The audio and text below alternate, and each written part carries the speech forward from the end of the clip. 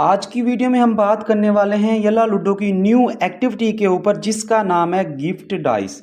तो gift dice में आप देखेंगे एक प्यारा सा आई समझ रोज़ वाला डाइस। तो वीडियो का आगाज़ करने से पहले आप सब लोगों को अस्सलामु अलैकुम। तो बिल्कुल आसान सी एक्टिविटी है। तो अगर आप ये रोज़ वाला जो डाइस है जिसका इंटरफेस हम आपको प्ले करके दिखाते हैं।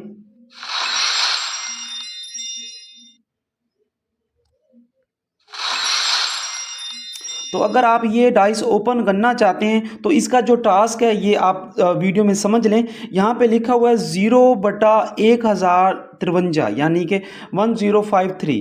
तो अगर आप ये जो फ्लावर वाला गिफ्ट है रेड फ्लावर वाला 19 डायमंड का एक गिफ्ट है, इसको आपने सेंड करना है, किसी को भी सेंड कर सकते हैं, मल्टीपल लोगों को भी सेंड कर सकते हैं। 1053 टाइम सेंड करना है, ठीक है।